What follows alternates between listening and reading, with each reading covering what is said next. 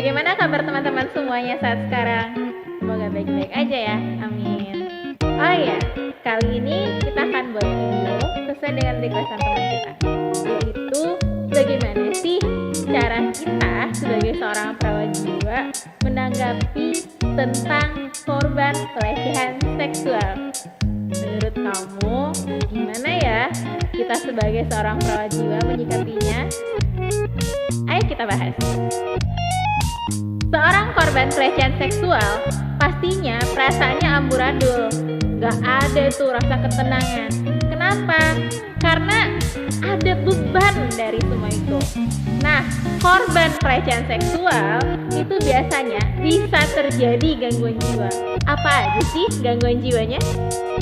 Oke, kesehatan jiwa yang bisa terganggu yang pertama adalah trust issue, di mana seorang korban pelecehan seksual dia tidak akan pernah percaya pada orang lain karena dia menganggap orang lain itu sama seperti pelaku yang membuat dia mengalami pelecehan seksual.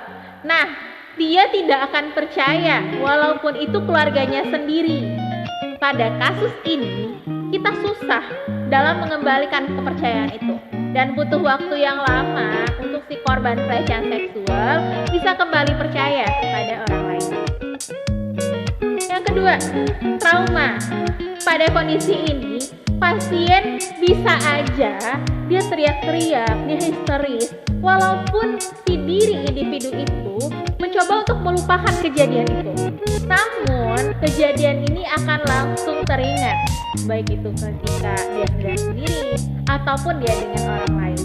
Sehingga terkadang si pasien bisa teriak-teriak sendiri, histeris, bahkan ada yang menangis sendiri. Hal ini nggak bisa ditenangin sama orang-orang.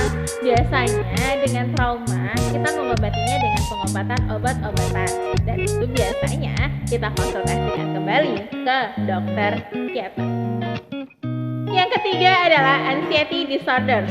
Seorang korban pelecehan seksual akan merasa takut yang berlebihan atau bahkan khawatir jikalau kejadian itu terulang lagi, sehingga membuat si korban pelecehan seksual sendiri tidak bisa tidur, bahkan tidak bisa memejamkan mata.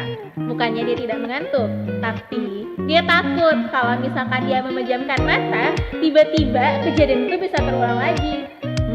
Bahaya kan teman-teman? Dan yang keempat teman-teman, korban pelecehan seksual itu bisa mengalami depresi, di mana dia mengalami gangguan suasana hati yang terus-menerus, sedih yang berkelanjutan, takut yang berkelanjutan, bahkan dia nggak punya semangat untuk hidup, dia nggak bisa melakukan aktivitas seperti biasanya. Dan yang lebih berat terjadi pada pasien depresi adalah dia bisa membuat keputusan untuk mengakhiri kehidupannya. Wow, hati-hati ya teman-teman. Yang kelima adalah sindrom trauma pemerkosaan atau biasa kita kenal dengan istilah rape trauma syndrome. Nah, rape trauma syndrome ini adalah turunan dari PTSD atau post traumatic syndrome disorder.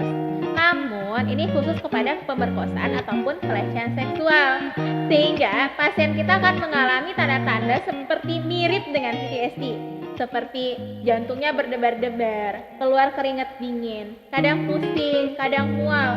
Jikalau dia mengalami situasi yang hampir sama dengan kejadian saat dia mengalami pelecehan seksual ataupun pemerkosaan. Nah, hal ini harus dikonsultasikan lebih lanjut kepada bagian kejiwaan, baik itu kepada psikiater, psikolog, ataupun perawat jiwa. Terus gimana teman-teman? Kita sebagai perawat jiwa harus berbuat apa? Oke, yang harus kita lakukan sebagai seorang perawat jiwa, yang pertama adalah membuat pasien bisa menceritakan kejadian yang sebenarnya. Ingat teman-teman, menceritakan kejadian pelecehan seksual itu sangat susah bagi seorang klien. Kenapa? Di situ akan memanggil kembali kejadiannya, sehingga dia akan merasa takut, dia akan kembali ketakutan, dia akan kembali merasakan situasi yang sama. Nah, ketika seorang pasien sudah berani untuk speak up, memberikan kepada kita apa yang terjadi, maka di situ poin pentingnya. Kita harus bisa menangani pasien secara segera. Yang kedua, kita seorang perawat jiwa harus membuat support group untuk korban pelecehan seksual. Support group itu terdiri dari orang-orang yang selalu ada dengan pasien atau dekat dengan pasien, orang-orang yang dia sayangi atau orang-orang yang dia percaya. Sehingga di sini orang-orang tersebut akan memberikan support untuk si pasien, buat dia agar dia bisa kembali ke kehidupan normalnya dan buat dia untuk melupakan masalahnya. Support group bisa kita lakukan sampai pasiennya kembali kepada kehidupan sebelumnya. Yang ketiga, menenangkan diri klien atau distraksi. Nah, untuk klien kita yang mengalami pelecehan seksual, kita bisa menenangkannya dengan teknik-teknik distraksi. Seperti pasien kita lebih senang dengan kegiatan apa? Kalau dia biasa menulis sebuah buku, kita ajak dia untuk menulis sebuah buku.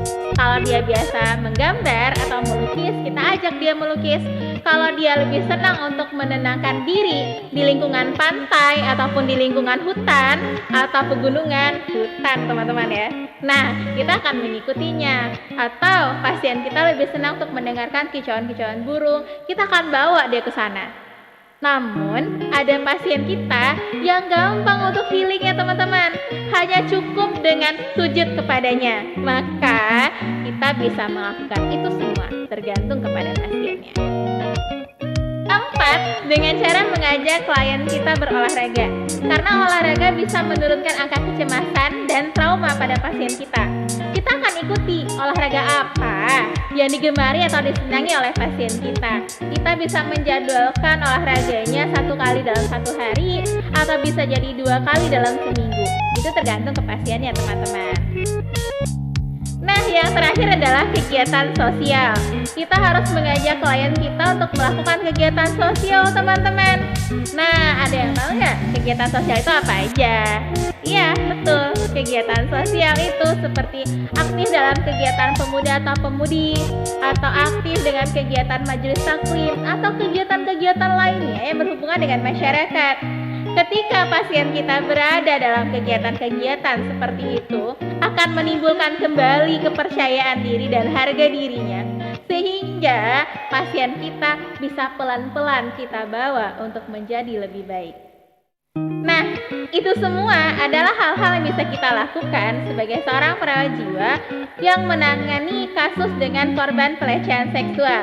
Ingat teman-teman, korban pelecehan seksual itu gak gampang kita untuk mengembalikannya seperti kehidupan semula. Kita butuh waktu, sama seperti kita menghadapi pasien-pasien dengan keperawatan jiwa lainnya.